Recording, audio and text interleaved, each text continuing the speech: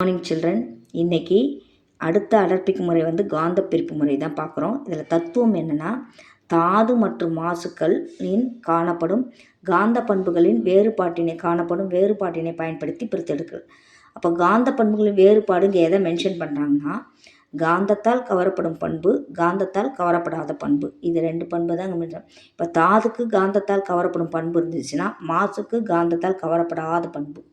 தாதுக்கு காந்தத்தால் கவரப்படாத பண்பு இருந்துச்சுன்னா, மாசுக்கள் கவரப்படும் பண்பு. இந்த வேறுபாட்டை பயன்படுத்தி தான் இந்த காந்த பிரிப்பு முறையில் நம்ம தாதுவை அடர்ப்பிக்கிறோம். இங்கே உங்கள் புக்கில் என்ன எக்ஸாம்பிள் கொடுத்தோன்னா, வெள்ளியக்கல் உல்ஃபரமைட். வெள்ளியக்கல் எடுத்துக்கிட்டிங்கன்னா, இது பார்த்திங்கன்னா காந்த பண்பு அற்றது, காந்தத்தால் கவரப்படாது. அதே மாசுவாக எது எடுத்துக்கிறாங்கன்னா உல்ஃபரமைட் காந்தத்தால் கவரக்கூடியது. அப்போது இது காந்தத்தால் காந்தத்தன்மை அற்றது, காந்த பண்பு அற்றது, இது காந்த பண்பு உடையது.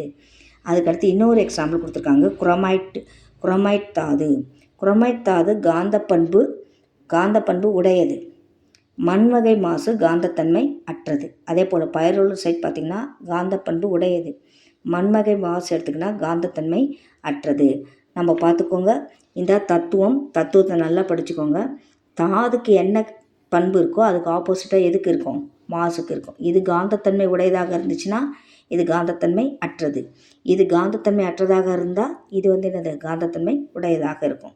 அதில் தான் எக்ஸாம்பிள், வெள்ளியக்கல் காந்தத்தன்மை அற்றது. அப்போ உல்ஃபரமைட் காந்தத்தன்மை உடையது. குரோமைட் காந்தத்தன்மை உடையது. மண்வகை மாசு காந்தத்தன்மை அற்றது. இப்போ நம்ம டயக்ராமாக பார்க்கலாம். பாருங்கள், நன்கு தூளாக்கப்பட்ட தாதுவானது ஒரு நகரும் பட்டை வழியாக செல்கிறது. இந்த நகரும் பட்டையில் 2 சுழலும் சக்கரங்கள் இருக்குது. இது காந்த பண்பு உடைய காந்த சக்கரம், இது காந்தமற்ற சக்கரம்.